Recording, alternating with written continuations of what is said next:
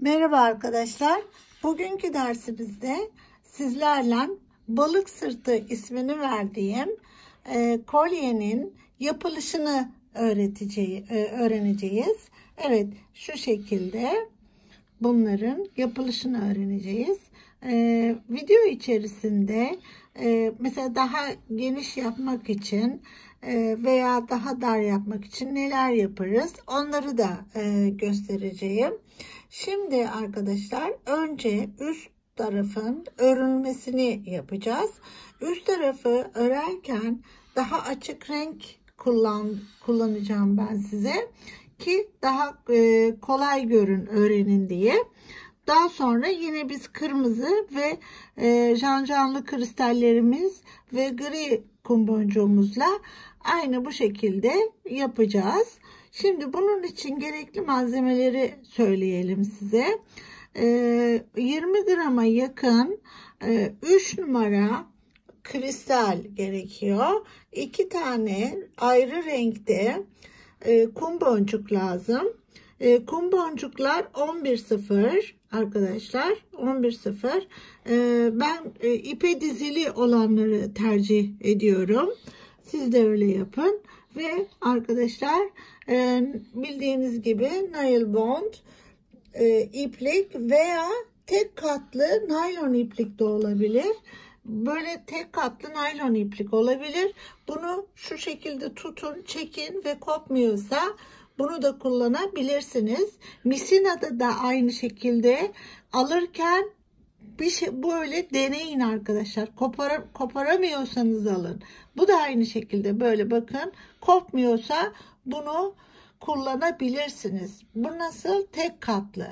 Yani tek katlı ip veya iki katlı. Yani şu şekilde 6 katlıları almayın. 6 katlılar aralara takılıyor. Tek katı tercih edin. Evet. Şimdi önce örme tekniğini öğrenelim.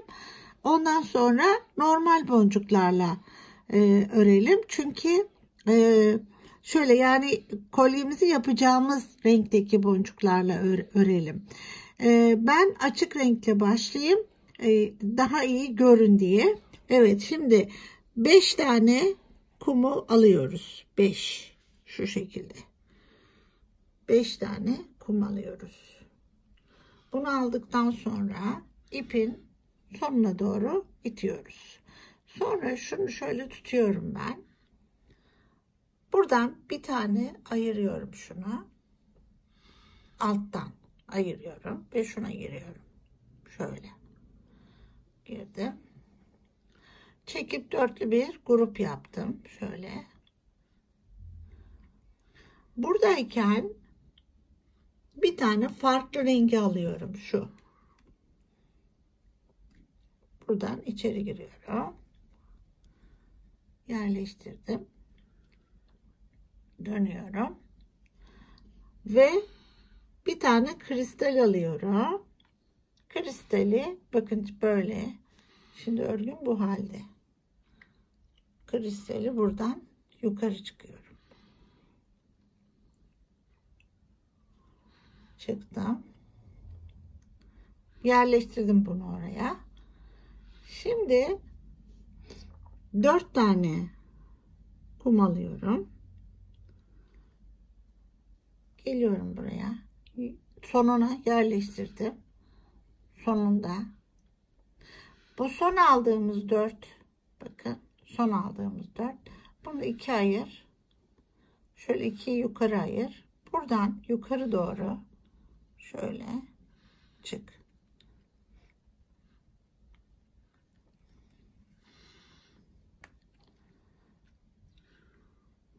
Ve buradayken bir tane farklı renk kum al.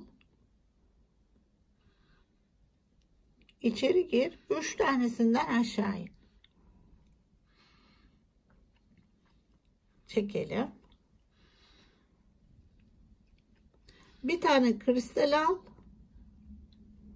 Ve 2 kumdan yukarı çık. Şöyle.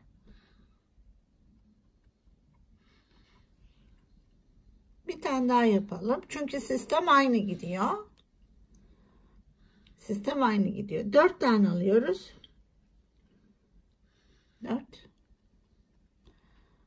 Evet, koyuyoruz buraya. Buradan 2'yi şöyle ayırdık. Şu 2 de burada. 4 tane almıştık. Bu 2'den yukarı çıkıyorum. Şuradan. Yukarı çıkıyorum. İndim. Bir tane kum alıyorum. Ve şuradan, buradan, bakın 3 boncuktan aynı çıktığım yerden şöyle çıktığım yerden bir boncuk koyup geri dönüyorum. Şu şekilde. Döndükten sonra bir tane kristal alıp ikisinden yukarı çıkıyorum. Bu tekniği belki de birçoğunuz biliyor arkadaşlar. Bundan sonra yani bunu tam bir boyunluk kadar ördükten sonra bu alt taraflarına şu kristallere işlemler yapacağız. Onları da göstereceğim size. Evet, şimdi esas çalışacağımız boncuklara geçelim. Evet arkadaşlar, şimdi esas kolyemizi yapacağımız renkler ile başlayalım tekrar. Dediğim gibi iki renk birbirine uyumlu tabi. 11-0 çek boncuğu ya da toho olabilir. Aynı boyutlarda olmasına dikkat edin. Ve 3 numara Swarovski kristal veya 3 numara arkadaşlar Çin kristali de olabilir, çek kristali de olabilir. Ya bunları da kullanabilirsiniz. Ben Swarovski ile yapacağım. Evet, şimdi yeniden başlıyorum. Arkadaşlar ipim ise dediğim gibi tek katlı ya da 2 katlı en fazla naylon ip olabilir. Veya bildiğiniz gibi nail bond olabilir. Bunu kullanabilirsiniz. Evet, ve mutlaka bunu çekerek, deneyerek alın arkadaşlar. Evet, sonra ben bildiğiniz gibi yine benim bir bal mumum var. Bu bal mumunu mutlaka bu iplere böyle sürüyorum. Çünkü o kırışıklıkları gidiyor ve takılma şansı, yani birbirine dolaşıp düğüm olma şansı biraz daha azalıyor. Böyle sonuna kadar sürtüyorum ben bunu. Evet, bu şekilde yaptıktan sonra işime başlıyorum. Şimdi ve daima bal mumunu sonra torbama koyup kilidini kapatıyorum. Çünkü bu kuruduğunda çok fazla bir işe yaramıyor. Evet. Şimdi arkadaşlar başlıyoruz. Ana rengimiz gri. 5 tane gri alıyorum. 5 tane griyi alıyorum. Ve ipimizin sonuna getiriyorum. Bu sonunda arkadaşlar şöyle biraz ip ayırıyorum. Nedeni ise kapamamı ya da kilidimi bu iple dikeceğim. Evet, şimdi buraya geldim. Şuradan 2 tane ayırıyorum. 2 tane ayırdıktan sonra şu 2'den yukarı çıkıyorum. Şundan.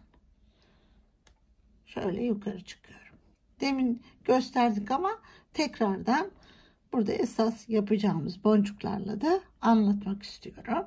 Evet, şimdi buradayken dörtlü bir grup oluştu. Bir tane de boncuğumuz var altta.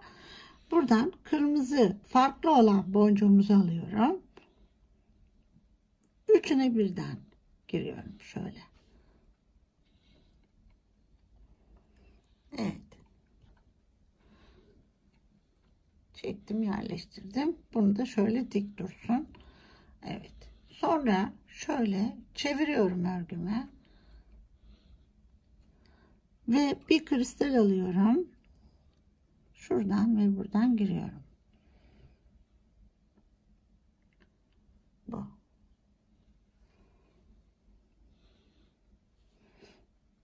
Şu şekilde. Şimdi yine 4 tane alıyorum. 4'ünü buraya atıyorum.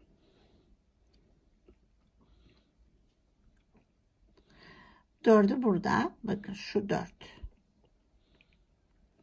Buradan ikisini ayırıyorum. 2'yi şöyle aşağı itiyorum. Bu 2'den yukarı çıkıyorum. Şundan. Şöyle.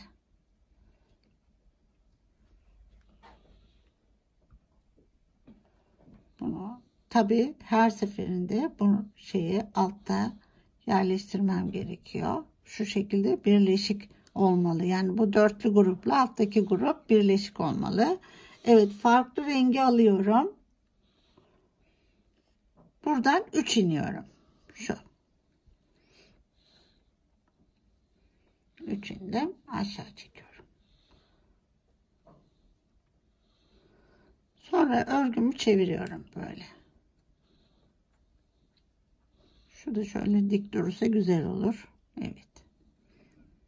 Sonra bir tane kristal alıyorum. Yukarı çıkıyorum. Şu.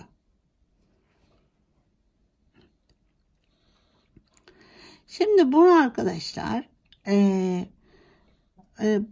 boynuma gelecek kadar, yani bir boyun olacak kadar öreceğim. Evet, aynı sistem aynı. 4 tane alıyorum. Dibe koyuyorum. Yerleştiriyorum buraya. Şunu ayırıyorum böyle. Şuradan bakın. İkisinden şöyle yukarı çıkıyorum. Şu.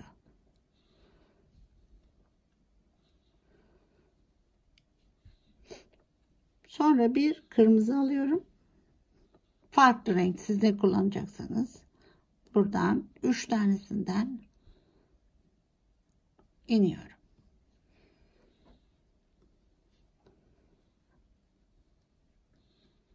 Sonra bir kristal alıyorum ve ikisinden yukarı çıkıyorum.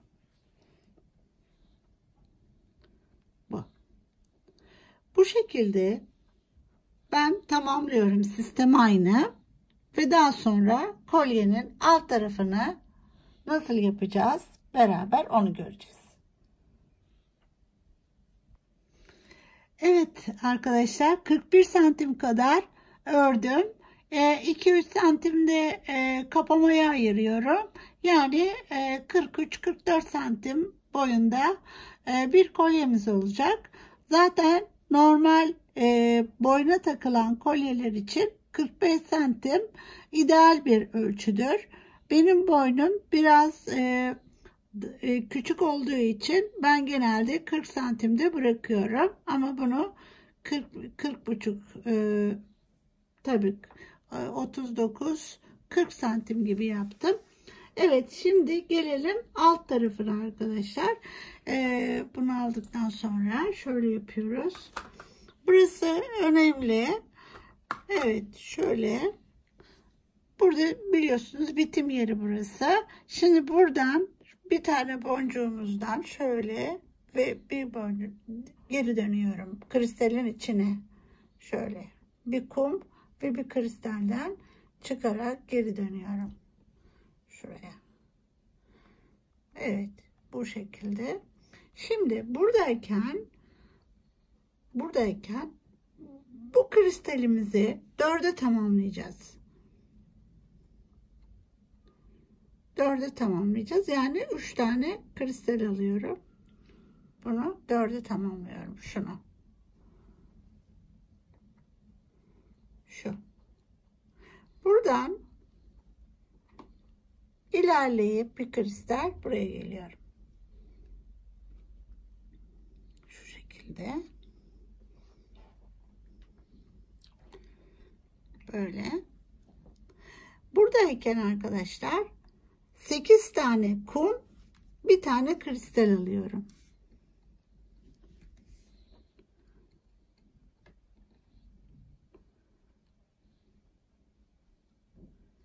8 tane kum, bir kristal alıyorum. Şu 2 4 6 8 8 kum, bir kristal.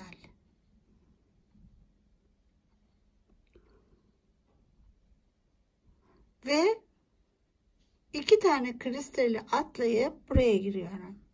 Şu 1 2 kristali atlıyorum. Şöyle buraya giriyorum. Şu. Buradayken yine bunu 4'e tamamlıyorum. Yani zaten 2 tane var. 2 tane kristal alıyorum. Şunu 4'e tamamlıyorum. Şu. Tekrar bir tane ilerliyorum.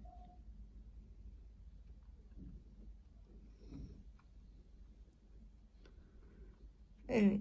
Şimdi burada hep aynı işlemi yapıyorum. Bir sıra böyle gideceğim. Aynı şekilde. Böyle. Yani 8 tane kum alıyorum.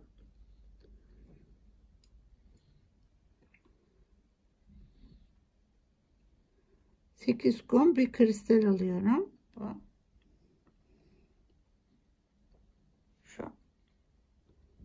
Bunu 2 tane atlıyorum. 1 2 atlıyorum. Buna giriyorum böyle düz.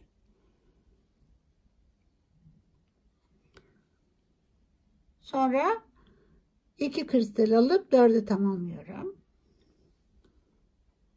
Şu.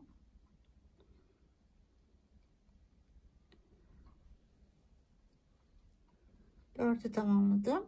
Bunu buradan buraya ilerliyorum. Şuna.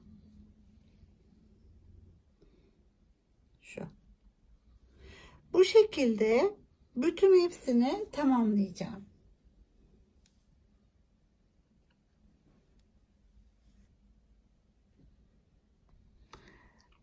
Arkadaşlar sonuna geldik. Şu şekilde.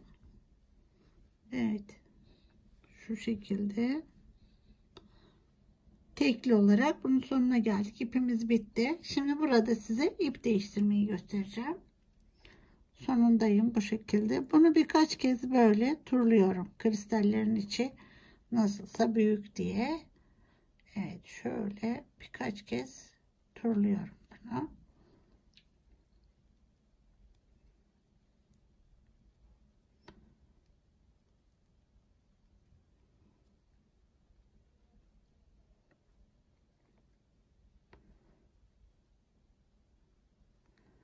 Evet, sonra şurada bir yerde düğüm yapıyorum şöyle.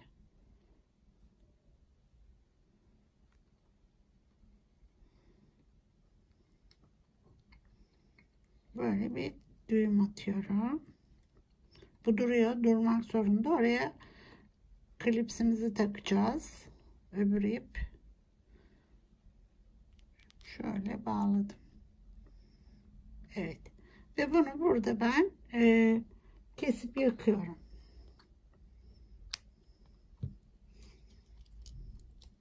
Dikkat edelim öbür ipe.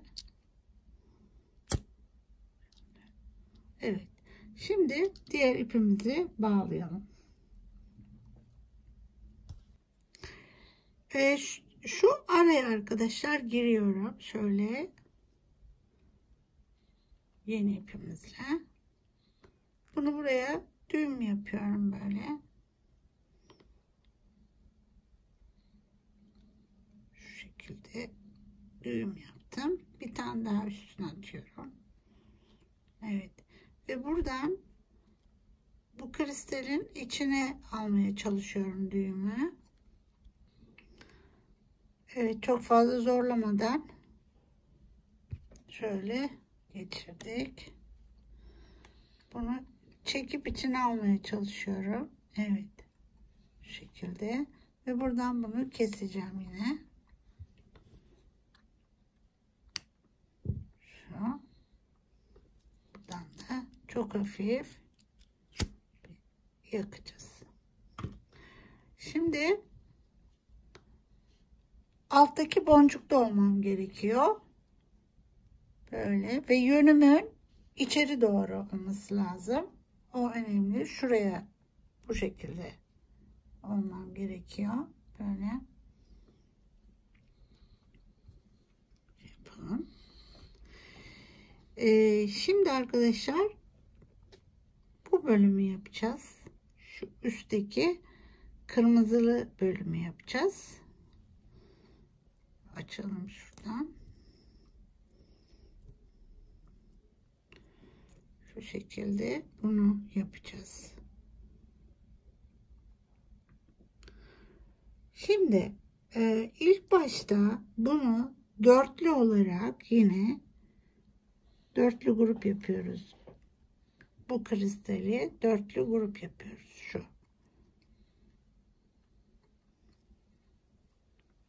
Şunu dörtlü grup yapıyoruz. Yine buradan çıkıyorum. Şöyle. Ve buraya şu kısma boncuklarımızı dizeceğiz. Buraya araya bir kırmızı yaptık biz şunlara.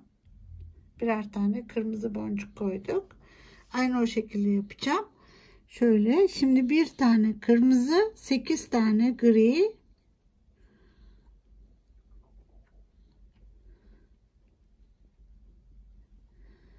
şöyle 2 4 6 8, bir tane de kırmızı ve bir kristal alıyoruz. Yine bir kristal alıyoruz. Şuna giriyorum. Şöyle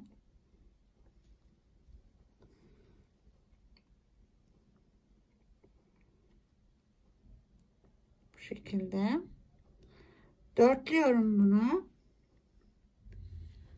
Şu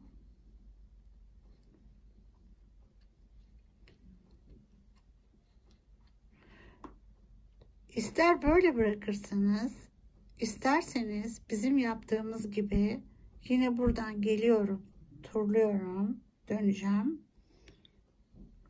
içine giriyorum, tekrar buraya çıkıyorum.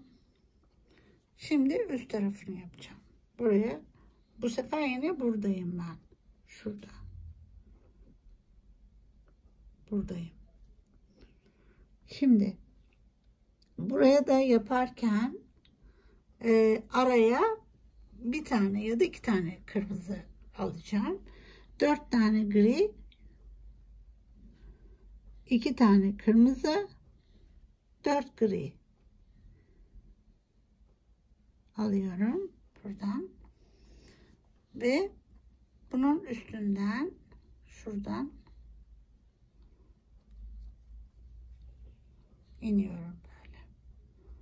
Tekrar buraya geleceğim. Böyle. Tabii bunlar düğüm olmasın. Buradan çıkıyorum.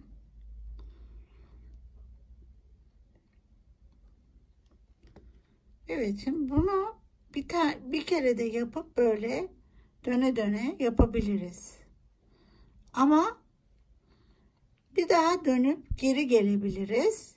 Onu yapayım ben. Bu şekilde değil de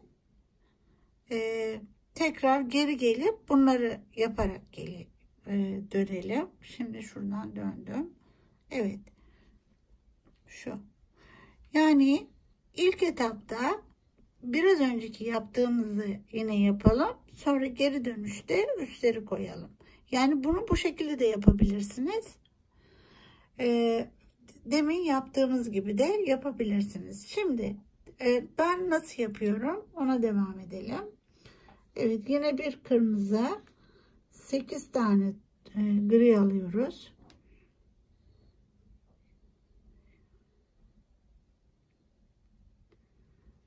Şöyle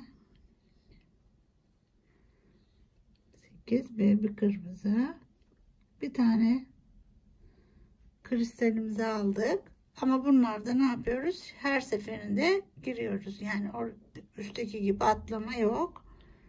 Şöyle ve bunu 4'e tamamlıyoruz. şu şekilde 1 2'den geri dönüp böyle 4'e tamamlıyoruz. Buradan dönüyorum. Şu.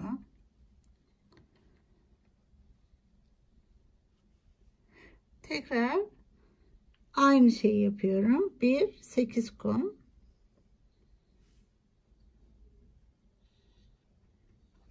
Ve yine kırmızı bir tane kristal. 8 tane 2 4 6 8, yani toplam 10 boncuğumuz var. Şu. Bunu aldıktan sonra geliyorum. Şuradaki kristale düz olarak giriyorum. 2 tane kristal alıyorum. Bunu 4'e tamamlıyorum. Şunu.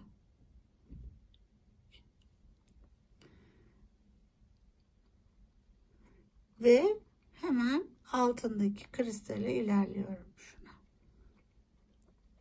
Şimdi dediğim gibi böyle yaparak da gidebilirsiniz.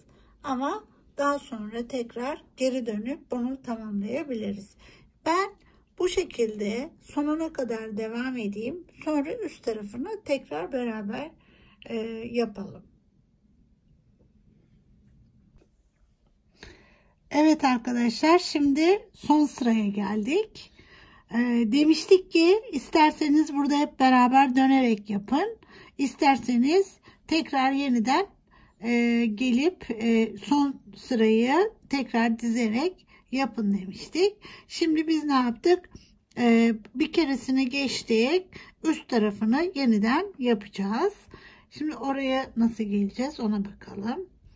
Buradayım ve üst tarafta şurada çıkmış olmam gerekiyor. Hemen geliyorum buraya. Şöyle ilerliyorum. 1 2 3, şuradan da çıktım. Buradayım şimdi. Şimdi orası önemli. Nerede olduğum şu. Şöyle göstereyim. Bu şekilde buradayım. Ve ben hep böyle yapacağım şimdi. Buraya gireceğim. Geleceğim buraya. Evet, şu şekildeyim. Nasıl yapıyoruz burayı? Şimdi 4 tane gri alıyoruz. 2 kırmızı, 4 gri, 10 tane olacak yine. 4 gri. Evet. Bunu bakın buradan çıktım. Bunu buraya giriyorum. Şuraya. Çekiyoruz. Şu. Buradan da turluyorum. Buraya çıkıyorum. Şuna. Bu sanırsam daha kolay bir yöntem. Evet, şimdi tekrar bir 4 tane gri, 2 kırmızı, 4 tane gri alıyorum. Şu. Bunu aldıktan sonra geliyorum. Şöyle çıkmış olduğum bu boncukların aynı boncuğuna giriyorum. Şöyle. Şu. Ve turlayarak bir pas geçiyorum. Buraya geliyorum. Şu. Tekrar aynı işi yapıyorum. 4 tane. 2 tane. 4 tane. Bunları alıyorum. Buradan bakın karşısı, yani şu. Buna giriyorum. Şu. Böyle. Ve sonra tekrar turluyorum. Buraya geliyorum. Aynı işi yapıyorum. Evet, bunu sonuna kadar aynı şekilde yapıp tamamlıyorum. kapamalarını da dikiyoruz ve bitiriyoruz. Ama şimdi ben bunu bitireyim. Sonra kapamalarını yine beraber dikelim. Evet arkadaşlar, böylece bitirmiş olduk kolyemizi. Ama siz isterseniz kendi isteğinize bağlı tabii bu. Bunların altına daha fazla ilave yapabilirsiniz. Sistem aynı sistem. Yani bir sıra daha geçebilirsiniz aynı sistemde. Ama biliyorsunuz çok fazla kristal gidiyor. O nedenle ben burada bırakıyorum bunu. Şimdi ipimizi önce burada bitirelim. Evet, şöyle bir turlayıp bunu bitireceğim. Ve kapamamızı dikeceğiz. Evet, şu şekilde. Bunu burada şöyle turladıktan sonra şuraya düğüm yapıp bitiriyorum.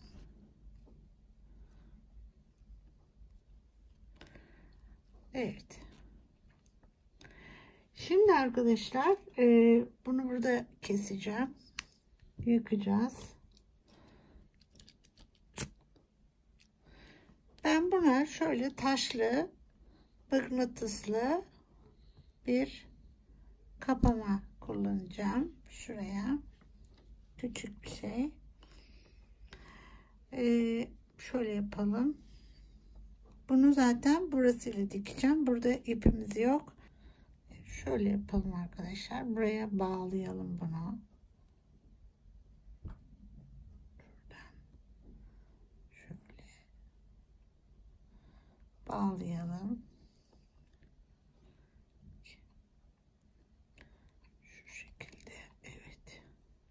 Bu kalsın. Sonra döner yine ona bağlarız.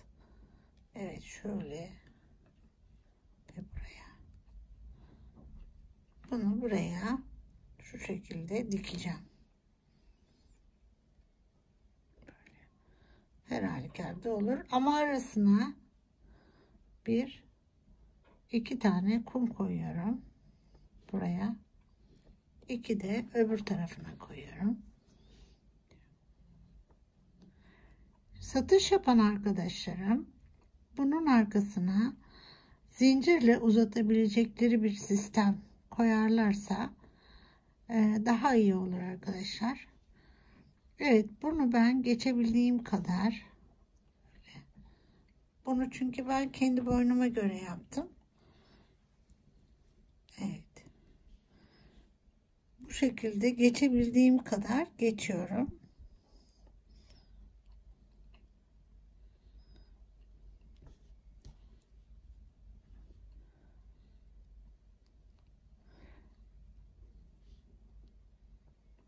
Çok süslü bir kapama oldu. Evet, sanırsam daha geçemeyecek. Şimdi kristallerden döneceğim. Böyle. Şu şekilde biraz da bundan turlayayım.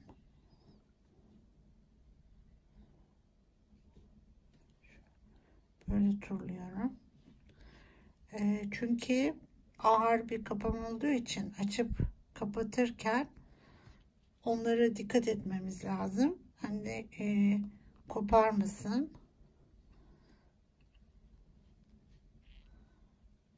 Evet.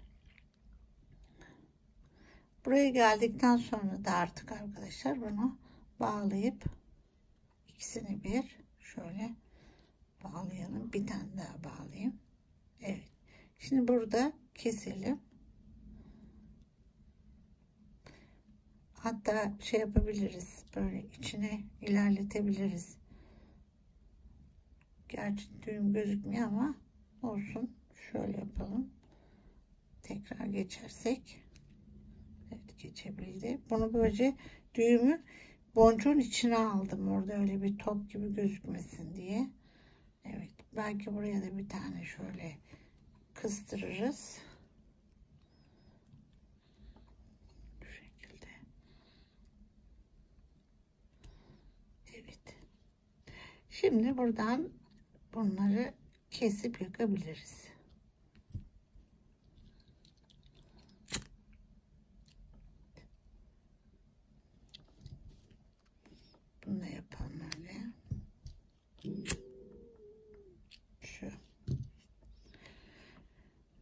Evet arkadaşlar, bu şekilde. Şimdi bu ipimizi de yine şu boncuğa indireceğiz. Takalım onu önce ve aynı şekilde dikeceğim onu.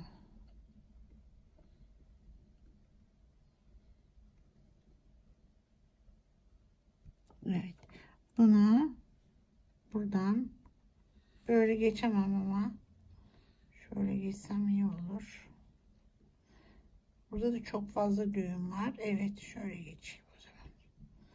Şu şekilde. Ve buraya aynen bunu da dikiyorum.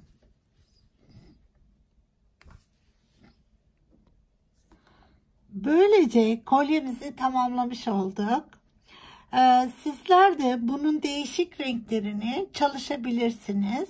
Çalıştıktan sonra benimle paylaşabilirsiniz. Evet arkadaşlar, umuyorum ki beğenmişsinizdir. Beğenilerinizi beğendi butonuna basarak belli edebilirsiniz. Evet, iyi çalışmalar, güzel günler sizin olsun arkadaşlar.